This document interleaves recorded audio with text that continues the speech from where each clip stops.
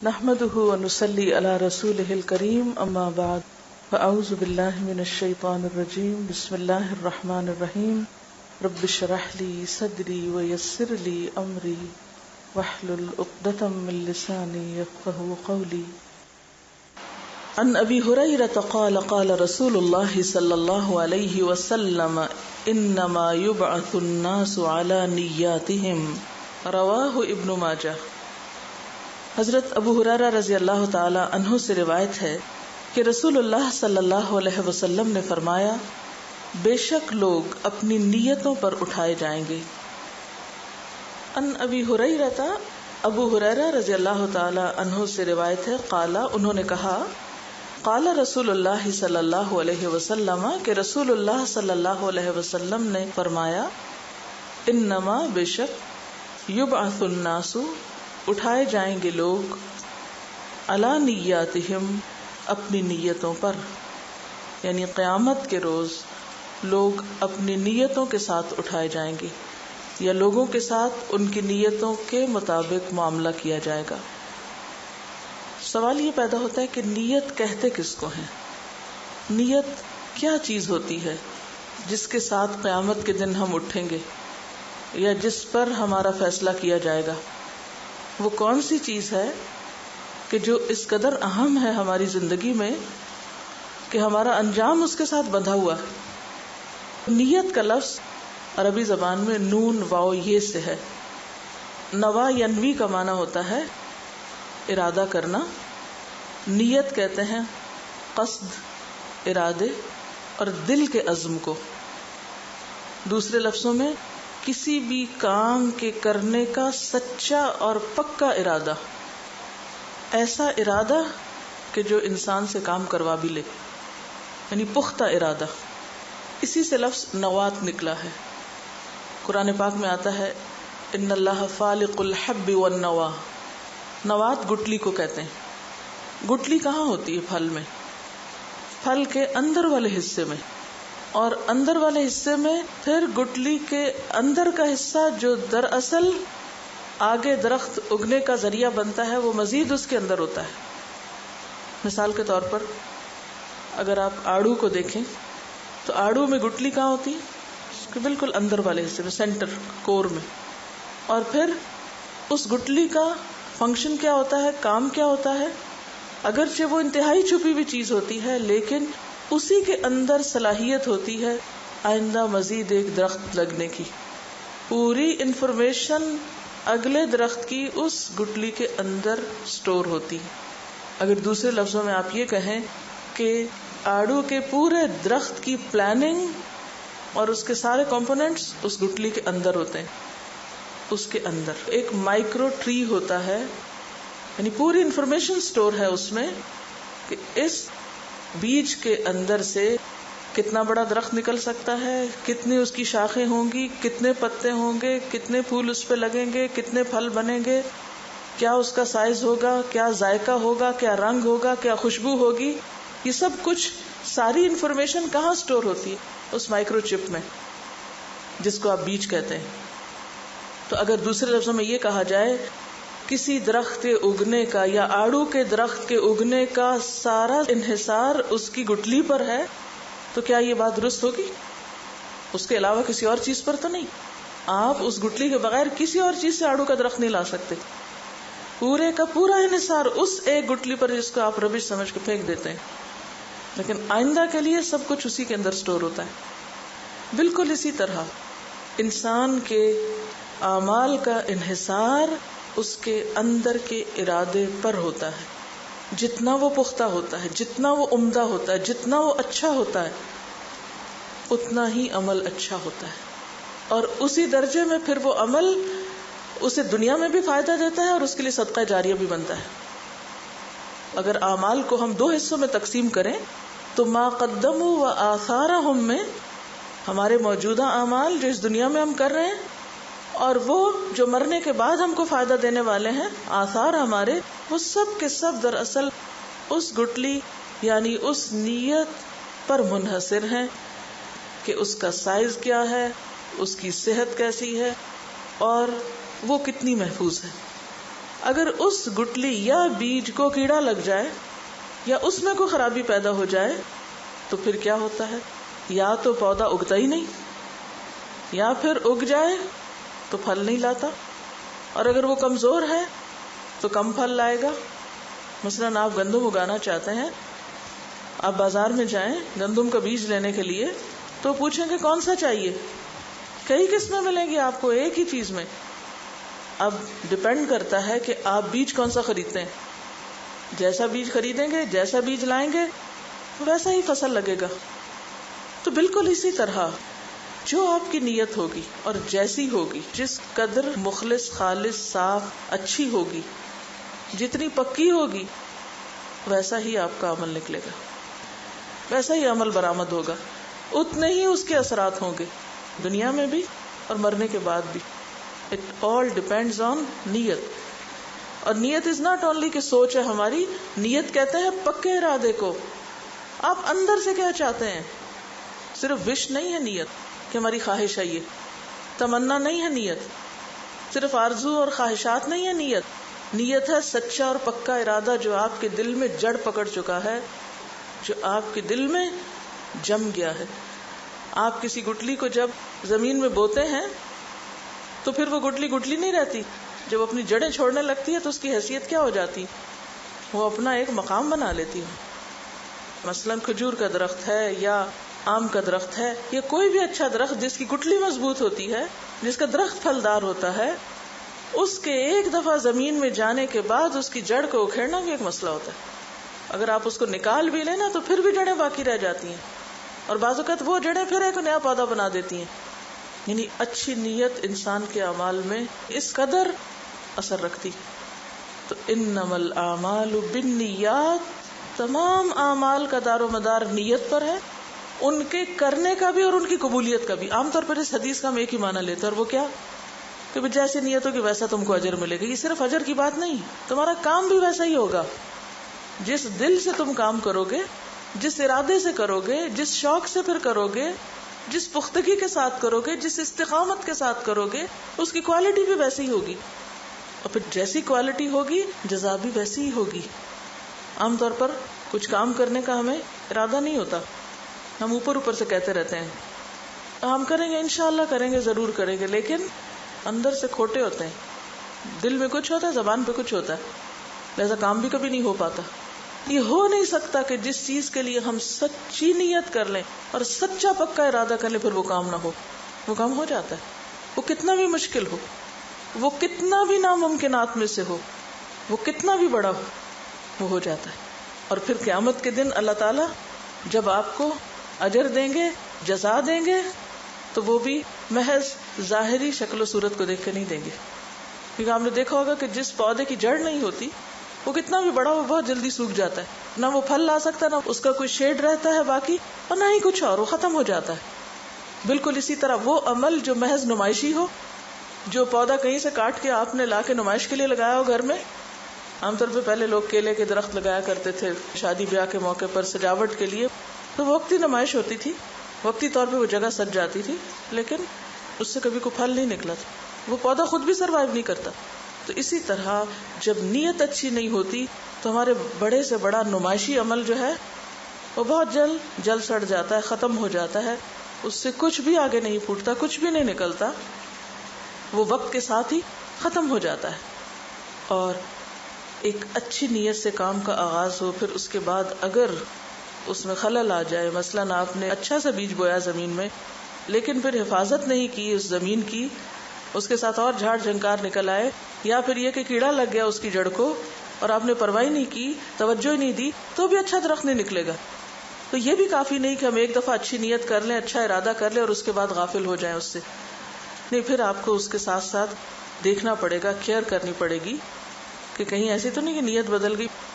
جنگ احد میں آپ دیکھیں کہ مسلمان کتنے جذبے اور کتنے جوش کے ساتھ گھر سے نکلے تھے. آپ صلی اللہ علیہ وسلم کا ارادہ تھا کہ مدینہ میں رہ کے جنگ لڑی جائے، لیکن کچھ لوگ اتنا شہادت کا شوق رکھتے تھے اور اتنا زیادہ جذبہ رکھتے تھے کہ نہیں، ہم باہر نکل کے جنگ کرتے. اور وہاں جا کر جب دیکھا کہ کامیابی ہونے لگی ہے اور مال غنیمت ہاتھ آ رہا ہے تو کیا ہوا؟ تھوڑی سی نیت بدل گئی، تھوڑا سا شوق بدل گیا. اب کیا تھا؟ وہ نکلے تھے جہاد کرنے، اور وہاں جا کے دنیا نظر آئی تو نیت بدلی اور فتح ناکامی میں بدل گئی. جنگ احد میں ناکامی کے اوپر اللہ تعالیٰ تبصرہ کرتے ہوئے فرماتے ہیں وَلَقَدْ صَدَقَكُمُ اللَّهُ وَعْدَهُ، اللہ نے تم سے اپنا وعدہ سچا کیا تھا. اِذْ تَحُسُّونَهُمْ بِإِذْنِهِ، جب ان کو تم تہس نہس کر رہے تھے اللہ کے اذن سے، یعنی دشمنوں کو ختم کر رہے تھے. حَتَّى إِذَا فَشِلْتُمْ، یہاں تک کہ تم پھسلے.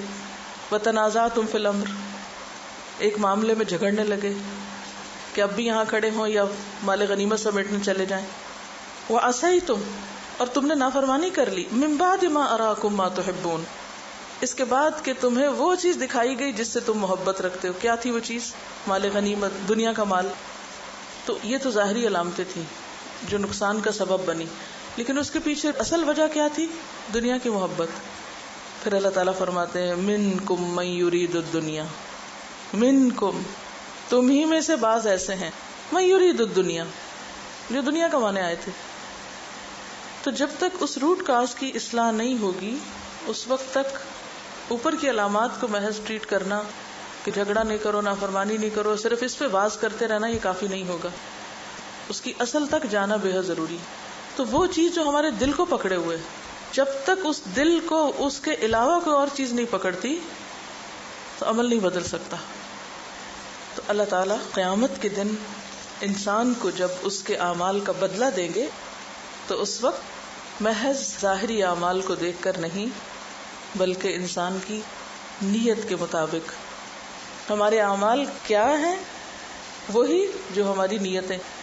ان اللہ لا ينظر الى صورکم واموالکم ولکن ينظر الى قلوبکم واعمالکم. اللہ تمہاری شکل و صورت نہیں دیکھتا اور تمہارے مال نہیں دیکھتا، وہ تمہارے دل اور تمہارے اعمال دیکھتا ہے. دل میں کیا ہے؟ نیت، ارادہ، چاہتے کیا ہو، تم کیا چاہتے ہو، اور پھر جو چاہتے ہو وہ کرتے بھی ہو، وہ تمہارے عمل میں کتنا ہے.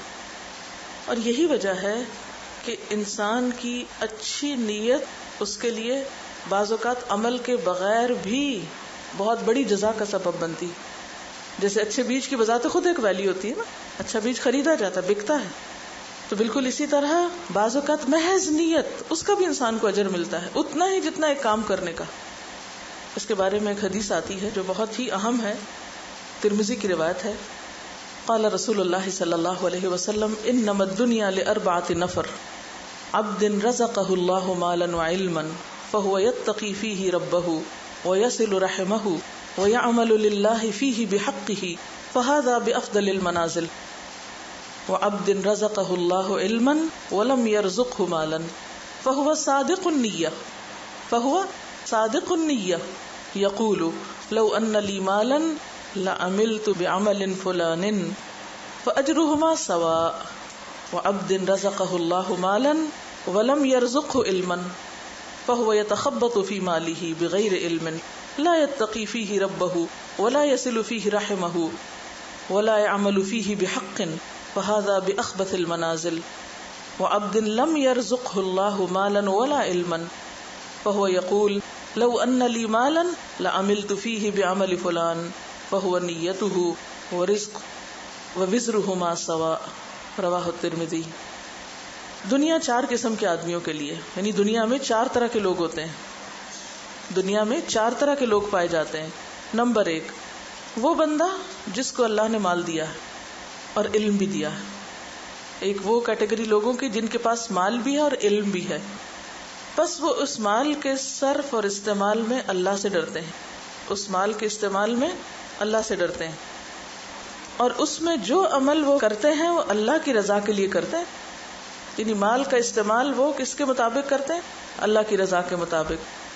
بس ایسا بندہ سب سے افضل اور اعلیٰ مرتبے پر فائز ہے، جس کو 2 نعمتیں ملی، مال بھی ملا، علم بھی ملا. اب وہ مال کو علم کے مطابق استعمال کر رہا ہے، خاص طور پر صلہ رحمی کرتا ہے اور اللہ کی پسند کے کاموں میں خرچ کرتا ہے. فرمایا یہ ہائیسٹ رینک میں ہے. دوسرا وہ بندہ جس کو اللہ نے علم تو عطا فرمایا لیکن مال نہیں دیا، بہت سمجھدار ہے لیکن مال نہیں ہے اس کے ہاتھ میں، لیکن اس کی نیت بہت سچی ہے، صادق النیت ہے، سچا پکا ارادہ ہے اس کے اندر. کس بات کا؟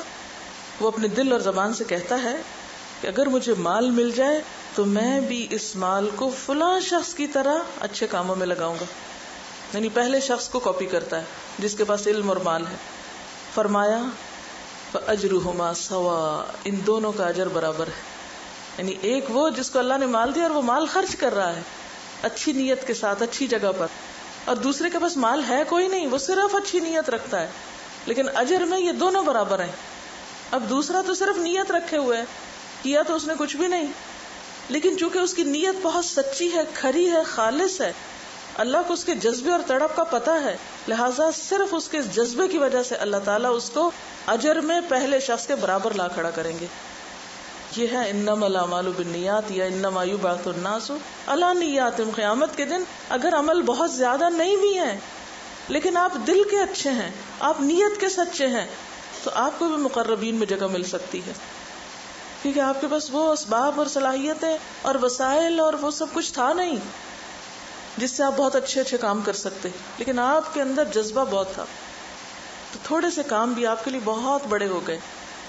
پھر ایک وہ شخص ہے جس کو اللہ نے مال تو دیا ہے مگر علم نہیں دیا. مال ہے، علم کوئی نہیں، کچھ پتہ نہیں کہاں خرچ کرنا چاہیے کہاں نہیں. بس وہ نادانی کے ساتھ خدا سے بے خوف ہو کر مال کو اندھا دھند غلط راہوں پہ خرچ کرتا ہے اور اس کے ذریعے صلہ رحمی نہیں کرتا، اور جہاں خرچ کرنا چاہیے وہاں نہیں کرتا. یہ لوگ سب سے برے مقام پر ہیں، یعنی اللہ کے نزدیک بدترین ہے کہ جن کو اللہ نے اتنا کچھ دیا لیکن وہ اس کو ضائع کر رہے ہیں. ایسا مالدار انسان اللہ کے ناپسندیدہ بندوں میں سے ہے. اور چوتھا وہ شخص ہے جس کو اللہ نے نہ مال دیا ہے نہ علم دیا ہے، محروم دونوں طرح سے، لیکن حال یہ ہے کہتا ہے اگر مال مل جائے تو میں بھی فلاں کی طرح خرچ کروں. کس کی طرح؟ تیسرے شخص کی طرح جو غلط کاموں میں مال خرچ کر رہا ہے. یعنی اگر مجھے بھی مل جائے تو میں بھی اس طرح جوا کھیلوں یا فلاں اور فلاں غلط کام کروں، میں بھی ہوں عیش و عشرت میں لٹاؤں. بس اس کی نیت یہی ہے. تو ان دونوں شخصوں کا گناہ برابر ہے. اب یہ بدقسمت نہ مال ہے نہ علم ہے، صرف بری نیت سے کہاں پہنچ گیا؟ برے مقام پہ، برے درجے پر. اچھا، اس سے کیا پتہ چلتا ہے کہ اسلام ہمیں کیسی سوچ دینا چاہتا ہے؟ یہ سب کچھ ہمیں کس طرف لے جاتا ہے؟ پازیٹیو تھنکنگ کی طرف، ایک مثبت سوچ. اور چوتھے شخص کی سزا نیگیٹو تھنکنگ کی وجہ سے. آپ کچھ کر سکتے ہو، نہیں کر سکتے ہو، مگر ارادے تو اچھے رکھو، سوچو تو صحیح. سوچنے پر کیا قیمت آتی ہے آپ کی؟ کیا مشکل؟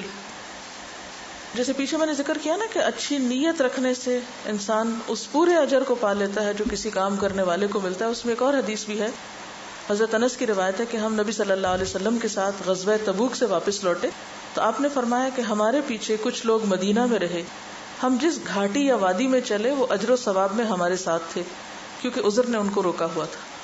یعنی وہ جنگ میں شریک نہیں تھے لیکن پورا ثواب ان کو ملا، آنے کا ان لوگوں کے برابر اجر ملا جو جنگ میں شریک تھے. وہ پیچھے کیوں رہ گئے؟ کیونکہ ان کی ایک مجبوری تھی.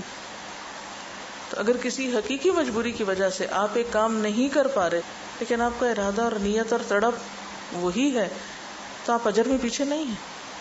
ایک ہے حقیقی عذر ہونا اور ایک ہے یعتذرون الیکم اذا رجعتم الیہم، منافقین والے بہانے. تو یہ ہم میں سے ہر شخص خود سوچ سکتا ہے، کیونکہ مدینہ میں پیچھے کون رہا تھا جنگ تبوک کے؟ دو گروہ رہے تھے، ایک سچے مخلص مومن رہے تھے اور دوسرے منافقین رہے تھے. ایک کے اوپر تو شدید وعید آئی اور ایک کو پورے اجر دے دیا گیا. فرق کس چیز کا تھا؟ منافقین کی پکڑ کیوں ہوئی؟ اور دوسری طرف انہی لوگوں کے ساتھ اسی شہر میں کچھ اور لوگ ہیں کہ جن کے آنسو بہتے تھے کہ ہم بھی یہ کام کر سکتے، ہم بھی جا سکتے. عذر نے ان کو روکا ہوا تھا. ان کو پورا پورا اجر گھر بیٹھ کے دے دیا گیا. بظاہر شکل کے اعتبار سے دونوں ایک ہی طرح کا کام کر رہے ہیں نا، بظاہر عمل تو ایک جیسا ہے، منافقین کا عمل بھی وہی ہے جو مخلص مسلمانوں کا ہے، لیکن دل کی کیفیت دونوں کی فرق ہے. تو پھر ہمیں بھی جائزہ کس چیز کا لینا ہے کہ ہمارے اندر کی کیفیت کیا ہے، اس کی فکر کرنی چاہیے. وہاں تو نہیں زنگ لگ رہا، وہ تو نہیں سخت ہو رہا، وہاں تو بے حسی نہیں. تو بے حد ضروری ہے کہ ہم اپنے دل کا احتساب کرتے رہیں، اپنے خیالات، اپنے جذبات، اپنے احساسات، اپنے شوق، اپنے ارادے، ان کا مسلسل جائزہ لیتے رہیں کہ ہم کیا چاہتے ہیں، ہمارا دل کیا چاہتا ہے، ہماری اپنی مرضی کیا ہے. حالات تو اللہ کے ہاتھ میں نا، ہر ایک کو ہر چیز تو نہیں مل سکتی، یہ دنیا کا نظام ہی ایسا ہے. کہ ہر ایک کی مرضی کے مطابق یہ دنیا نہیں بن سکتی. اب ہمیں دیکھنا یہ ہے کہ اگر اعمال کا دار و مدار نیت پر ہے یا نیت زیادہ امپورٹنٹ چیز ہے تو پھر نیت کا اچھا ہونا کیا معنی رکھتا ہے؟ کس کو اچھی نیت کہیں گے, کس کو خراب نیت کہیں گے, یا نیت پھر کیا چیز ہے؟ تو بات یہ ہے کہ نیت اس خیال کا نام ہے جو ہمارے دل میں اتر جاتا ہے اور پھر اندر جا کے جڑ پکڑ لیتا ہے اور ایک گرہ لگا لیتا ہے. پھر وہ چیز ہمارے شوق بن جاتی, پھر وہ چیز ہمارا خیال بن جاتی, پھر ہماری گفتگو کا حصہ بن جاتی, اور پھر کسی وقت عمل میں بھی ڈھل جاتی. اور اگر عمل تک پہنچنے کا وقت نہ بھی آئے تو ایٹ لیسٹ وہ ہمارے خوابوں کا حصہ, وہ ہماری گفتگو کا حصہ ضرور رہتی. یعنی مجھے لگتا ہے کہ نیت ایک طرح سے دل میں اترا ہوا وہ الہام اور وہ خیال اور وہ سوچ ہوتی ہے کہ جو ہمارے دل کو جا کے پکڑ لیتی ہے. یعنی اصل میں نیت ہے کیا؟ دل کی کیفیت کا نام ہے نا, اس نے جا کے پکڑ لیا اندر سے. اب جو چیز دل کو پکڑ لے اس کا پھر حال کیا ہوتا ہے؟ پھر کیا ہوتا ہے اس کے ساتھ؟ جو چیز آپ کے دل کو لگ جائے پھر آپ لازماً اس چیز کے حصول کے لیے خاتمہ مارنے لگتے ہیں. اسی طرح اچھی نیت سے مراد نمبر 1 اچھے کاموں کا پختہ ارادہ, پکا ارادہ, سچا ارادہ. یعنی اچھی نیت کی پہچان صادق النیت ہونا, نیت میں سچا ہونا. کیونکہ بعض اوقات وہ ہمارے دل میں ہوتا نہیں جو ہم زبان سے کہہ رہے ہوتے ہیں. ہم غلط کام کر کے کہتے نہیں ہماری نیت بہت اچھی تھی, ایک اور جھوٹ بولتے ہیں. کیونکہ اگر نیت اچھی ہوتی تو کام کیسے اچھا نہ ہوتا؟ یعنی یہ کیسے ہو سکتا ہے کہ بیج اچھا اور درخت اچھا نہ نکلے؟ یہ ہو سکتا؟ محال ہے. تو اچھی نیت سے مراد نمبر 1 سچی نیت ہے, نمبر 2 اللہ کے لیے کام کرنے کی نیت ہے. کسی بھی تعریف سے, شہرت سے بے نیاز ہو کر لوگوں کی خوشنودی کے لیے نہیں, کوئی بھی اچھا کام اللہ کی رضا کے لیے کرنا, اس کا صلہ اور جزا اللہ سے چاہنا. جیسا کہ قرآن پاک میں تقاضا کیا گیا آپ سے, وَمَا أُمِرُوا إِلَّا لِيَعْبُدُوا اللَّهَ مُخْلِصِينَ لَهُ الدِّينَ, اور انہیں حکم نہیں دیا گیا تھا مگر اس بات کا کہ وہ اللہ کی عبادت کریں. کس طرح؟ اپنے دین کو اسی کے لیے خالص کرتے ہوئے. تو گویا تمام عبادات جس میں نماز, روزہ, حج, زکوٰۃ, عمرہ, قربانی, صدقہ, خیرات سب کچھ آتا ہے, ان سب کے پیچھے کچھ بھی جب ہم کرنے لگے, نماز کے 2 نفل کے لیے بھی کھڑے ہوں تو اس میں ریاکاری, دکھاوا نہ ہو, اللہ ہی کی خوشنودی مد نظر ہو, چاہے فرض کی ادائیگی ہو چاہے نفل کی ادائیگی ہو. اسی طرح چاہے روزہ رکھنے کی بات ہو یا حج عمرے کی بات ہو یا کچھ بھی ہو, اس میں کہیں دل کے کسی بھی گوشے میں یہ چیز چھپی نہ ہو کہ اس سے لوگوں پر میری نیکی کا ایک روب جمے, یا میں لوگوں کی نظر میں اچھی بن جاؤں, یا یہ کہ میری نیکی کا ایسا روب پڑے کہ اس کے نتیجے میں میرا کاروبار بہت اچھا ہو جائے, کہ لوگ ہیں کہ حاجی صاحب ہیں اس لیے اگر بزنس ڈیل کرنی ہے تو انہی سے کی جائے. نہیں, حج اللہ کی رضا کے لیے. پھر اسی طرح صدقہ خیرات ہو تو احسان جتانا نہ ہو, کسی کو دے کر اذیت دینا نہ ہو. لا تبطلوا صدقاتکم بالمن والاذى كالذي ينفق ماله رئاء الناس ولا يؤمن بالله واليوم الاخر. کہ اے لوگو جو ایمان لائے ہو, اپنے صدقات کو ضائع مت کرو اس شخص کی طرح جو محض دکھاوے کے لیے مال خرچ کرتا ہے. یعنی احسان جتا کے اذیت دے کے خرچ نہ کرو اس شخص کی طرح جو دکھاوے کے لیے مال خرچ کرتا ہے اور اللہ اور یوم آخرت پر بالکل ایمان نہیں رکھتا. تو اس کا عمل کیا ہے؟ بس ظاہری وقتی عمل ہے, اس میں کوئی پائیداری نہیں, وہ پتھر پہ پڑی ہوئی مٹی کی طرح ہے. فَمَثَلُهُ كَمَثَلِ صَفْوَانٍ عَلَيْهِ تُرَابٌ فَأَصَابَهُ وَابِلٌ فَتَرَكَهُ صَلْدًا لَا يَقْدِرُونَ عَلَى شَيْءٍ مِّمَّا كَسَبُوا. ان کو اپنی کمائی کا کچھ بھی حصہ نہیں ملے گا, کچھ صلہ نہیں ملے گا. پھر اسی طرح اللہ کے رسول صلی اللہ علیہ وسلم کو باقاعدہ تاکید سے کہا گیا, قُلْ إِنِّي أُمِرْتُ أَنْ أَعْبُدَ اللَّهَ مُخْلِصًا لَهُ الدِّينَ. مجھے حکم دیا گیا ہے کہ میں اللہ کی عبادت اپنے دین کو خالص اسی کے لیے کرتے ہوئے کروں. یعنی جو دین کا معاملہ ہے وہ خاص بندے اور رب کا معاملہ ہے, اس میں کوئی دوسرا شامل ہی نہ ہو.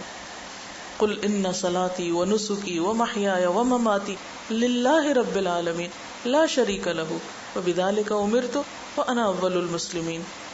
کہ نیکی کے کاموں میں پیچھے نہ رہے انسان, اور جو کرے اس میں پھر اللہ ہی کی رضا مقصود ہو. اور جب ایک انسان ایسا ارادہ کر لیتا ہے تو صرف اس کا ارادہ ہی اس کے لیے ایک نیکی بن جاتا ہے. من ہم بحسنۃ ولم يعملها کتبت لہ حسنہ، جس نے کسی نیک کام کا ارادہ کیا لیکن کر نہیں سکا، اس کے لیے بھی نیکی لکھ لی گئی. تو یہ انعام کس کے لیے؟ جو صرف سوچ پر ہے، جس کا ارادہ سچا ہو.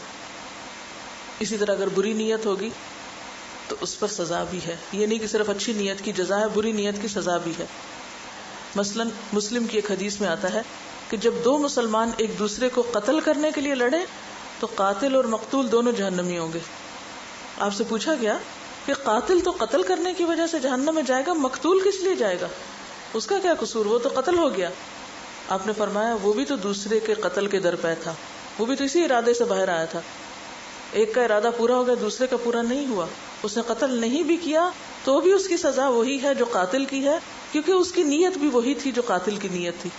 اب دو بیک وقت ایک دوسرے کو قتل نہیں کر سکتے تھے، ایک کر گیا دوسرا نہ کر سکا، تو ایک کو سزا تو قتل کی اور دوسرے کو سزا کس چیز کی؟ محض نیت کی، محض اس کے ارادے کی. اسی طرح مہر مقرر کرنے والے کے بارے میں آپ نے فرمایا کہ جو مہر مقرر کر کے نکاح کرتا ہے اور اس کی ادائیگی کا ارادہ ہی نہیں رکھتا، وہ زانی ہے. یعنی اس نے مہر مقرر کر لیا بہت بڑا، لیکن نیت میں کیا تھا؟ دینا دلانا کس نے؟ یہ تو صرف دکھاوے کے لیے، نمائش کے لیے ہے، یہ لوگوں پہ ایک روب جمانے کے لیے کہ ہم اتنا دے سکتے ہیں، لیکن ارادہ اور نیت نہیں تھی. تو آپ نے فرمایا کہ وہ زانی ہے. اور اسی طرح جو قرض لیتا ہے اور ادا نہیں کرنا چاہتا وہ چور ہے. تو مسند احمد کی روایت ہے. یعنی کسی سے قرضہ لے لیا، کیا کہہ کے اتنے دن میں واپس کر دوں گا، لیکن یہ صرف اس کی زبان کی بات ہے، اس کے دل میں یہ بات کوئی نہیں ہے، اس کا ارادہ ہی نہیں ہے واپس کرنے کا. اور آج کل تو آپ دیکھیں کہ کتنے لوگ ہیں جو قرض لے کے واپس کرنے کے بھی سوچیں. وہ ادا کیوں نہیں کر پاتے؟ ایسا نہیں کہ صرف مجبوری کی وجہ سے، وہ اس لیے ادا نہیں کر پاتے کہ ان کی نیت ہی نہیں ہوتی ادا کرنے کی. کیونکہ جن کی نیت ہوتی ہے وہ کسی نہ کسی طرح اس کو پورا کر لیتے ہیں. لیکن ایک بات یہاں یاد رکھیے کہ اچھی نیت سے برا کام نیکی نہیں بنتا. ٹھیک ہے؟ مثلاً آپ جھوٹ بولیں اس نیت سے کہ میں کسی کو ہنسا دوں، میں کسی کا دل خوش کرنا چاہتی ہوں اس لیے جھوٹ بول رہی ہوں. میرا ارادہ اور میری نیت کیا بڑی اچھی نیت ہے میری، میں دوسروں کا دل خوش کرتی ہوں اس لیے جھوٹ بولتی ہوں. تو اس سے آپ کا برا عمل نیکی نہیں بنے گا. اسی طرح اگر کوئی یہ کہے کہ میرے دل میں حیا ہے لیکن مجھے پردے کی ضرورت نہیں ہے، تو صرف دل میں حیا رکھنے سے پردے کا حکم پورا نہیں ہوگا. ٹھیک ہے؟ تو اچھی نیت کے ساتھ اچھا کام بھی ضروری ہے، اور برے کام کے لیے اچھی نیت اس کو اچھا کام نہیں بناتی. ٹھیک ہے؟ جیسے وہ رابن ہوڈ کی کہانی پڑھی ہوگی کہ اس لیے چوری کرتا تھا کہ غریبوں کی مدد کرے. ہمارے دین میں اس کی کوئی گنجائش نہیں ہے کہ ہم چوری کر کے کسی کی مدد کریں یا غلط کام کر کے پیسے کما کے فنڈ ریزنگ کر کے مسجد تعمیر کریں یا کوئی اسلامک سینٹر بنائیں. اس کی کوئی گنجائش نہیں ہے. تو خلاصہ کیا ہوا کہ اسلام میں ظاہریت سے بڑھ کر انسان کے اندر کی اہمیت ہے. اللہ تعالیٰ انسان کی شکل و صورت یہ صرف اس کے ظاہر کو نہیں دیکھتا، وہ اس کے دل کو دیکھتا ہے، اس کے ارادوں کو دیکھتا ہے، اس کی تڑپ کو دیکھتا ہے، اس کے جذبوں کو دیکھتا ہے. اور باقی انسان کی مجبوریاں وہ تو جانتا ہے کہ کون کس مجبوری میں ہے، تو اس سے بڑھ کر ہمارے حالات سے کون واقف. اس لیے قیامت کے دن جب انسانوں کو جزا سزا ملے گی تو وہ ان کی نیتوں کے مطابق ہوگی. اس وقت میں نے 2 حدیثیں آپ کے سامنے پڑھی تھی. ایک یہ ہے کہ قیامت کے دن انسان نیتوں پر اٹھائے جائیں گے، اور دوسری یہ تھی کہ انما الاعمال بالنیات. ایک دنیا کا پہلو ہے اور ایک آخرت کا پہلو ہے. دنیا میں ہم کیا کرتے ہیں، ہماری ایکٹیویٹیز، ہماری مصروفیات کیا ہیں، جس چیز کا ہمیں شوق ہوتا ہے، جس چیز کی ہمارے نزدیک اہمیت ہوتی ہے، جو ہم چاہتے ہیں. تو یہاں بھی ہمارے اعمال بتا رہے ہیں کہ ہماری اصل نیت کیا ہے دنیا میں رہنے کی. اور آخرت کے اعتبار سے بھی وہی سامنے آئے گا جو ہمارے دلوں میں ہوگا. وَحُصِّلَ مَا فِي الصُّدُورِ. تو بنیادی طور پہ تو پھر ایک ہی چیز ہے نا، نیت، جو یہاں کے اعمال کو بھی متاثر کر رہی ہے اور وہاں کے انجام کو بھی متاثر کر رہی ہے. جتنا اللہ سے تعلق مضبوط ہوگا، وَالَّذِينَ آمَنُوا أَشَدُّ حُبًّا لِلَّهِ، جتنی اللہ کی محبت شدید تر ہمارے دل میں ہوگی اتنی ہی زیادہ پھر نیت کی اصلاح ویسے ہی ہوتی چلی جائے گی. سبحانک اللہم وبحمدک، نشہد ان لا الہ الا انت، نستغفرک ونتوب الیک.